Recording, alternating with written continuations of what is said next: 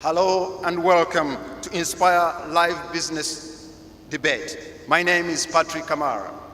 This show is coming to you from the Ugandan capital Kampala, and we are live in Rwanda and Tanzania and of course across Uganda. We welcome all our viewers across the region. Tonight we are joined by top executives in business diplomats and politicians to share ideas with young minds, probably the best minds in East Africa. East Africa and Africa is teeming with the potential, and with it a younger generation ready to carry Africa forward. At this juncture, let me call upon the first contestant to come and give a presentation, and that is going to be Manuela Pacheto. Manuela, the floor is yours. The list of these challenges, in all honesty, is endless. But in light of these challenges, one of them strikes a chord so deep within me: the capacity of our human resource to translate their knowledge, to harness their opportunities and resources to build businesses that last. These East African community initiatives can only go so far. But how are we, me and you, the common man, going to benefit from these initiatives, except if our governments came together to transform our theoretical education system to a practical one? And as I conclude, I believe that through the East African community, East Africa has the opportunity to start on a clean slate. Let us grab this opportunity to enable us build businesses that don't just put food on our tables right now, but on the tables of generations to come. Thank you. Seeing my small mobile applications development company expand beyond the borders of Rwanda to, say, Burundi or Uganda is in itself a great opportunity. However, I would like to present a quite controversial view regarding the East African community integration. Economic disparities within the East African member states presents imbalances. Most of these countries are not developing at the same rate economically. How can we integrate economically, therefore?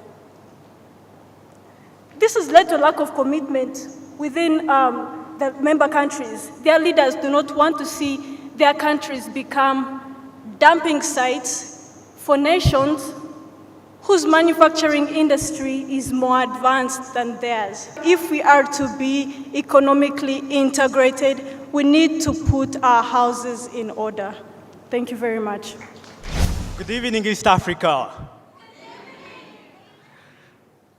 Lunchtime today, I was asked, we need you to come over here and tell us, what does the East African community mean to you?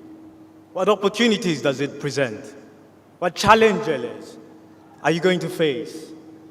And in all of that, how can you build big businesses throughout this entire process of East African integration? No, and I very much likened it to the Big Brother show, and I was wondering, what would it be like to get our 5 East African presidents, their cabinet ministers, under one roof? How would they really relate? Because it is then that we truly see who is not getting the job done, who is slacking off, given business tasks every week, political tasks, economic tasks. Let's put away all the big macroeconomic terms, because the common man, the shopkeeper, doesn't understand that. What he understands is, can I feed my family at the end of the day? Can I use this thing that we call the common market to feed my market at the end of the day? All right? We are here to build businesses to last. All right? We need a core ideology. We need to be clock builders and not time tellers.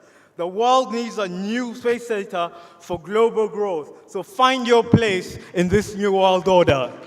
I believe all the 3 presentations were spoken with passion and conviction.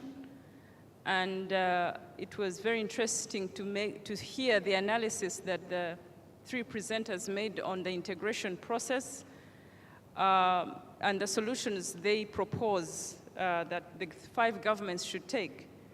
On Manuela's, I think, presentation, she emphasized the fact that education should be practical, and we could not agree more. but I would not want to throw out the current education we have because it has served us well for a long time.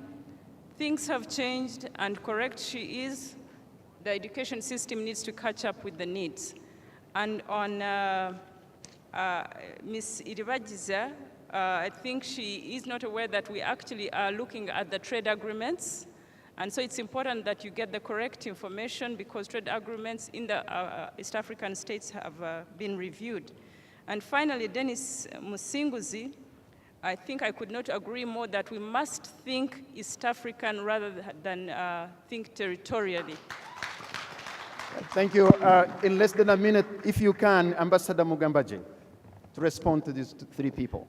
Thank you very much. I want to concur with the previous speakers on the fact that the three presenters were focused.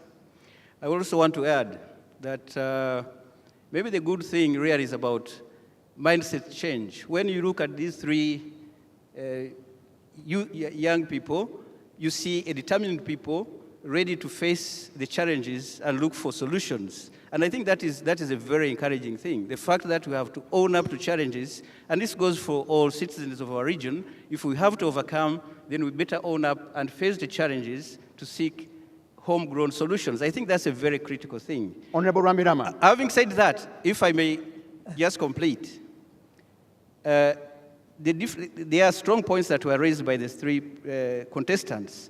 Particularly Manuela did mention, looked at critical issues of infrastructure and so on. I like Iribagiza for having pointed out the issue of governance, because governance, infrastructure is critical if we have to do anything and achieve anything at all. Thank you. I also want to commend... Thank you. Ambassador Mugambaji, thank you. I take Honorable Ramirama. In 30 seconds, your response, Honorable Ramirama.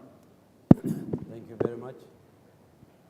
I think it was nice to hear all the three, because they all know what they are talking about, and we must appreciate that they were thinking beyond their boundaries currently, and I think they must be appreciated that they know more about East Africa at this age, and therefore, in my opinion, they are ready to take advantage of the prevailing environment of business as young entrepreneurs.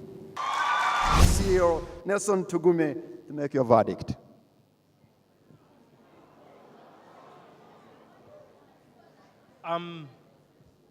Guys, whom do you think should go home? All right. Since no one seems to say that all of you guys, I think, did well, I want to congratulate you. And I've told you that. I think you're brilliant people, you're genius. You have the creative thinking, you have the capacity to turn Africa to another level. I think guys, they all deserve a chance to get to the grand finale, which is in Kigali on Sunday, the 1st of April. And therefore, we'll have you in Kigali to know who will take the $50,000 US.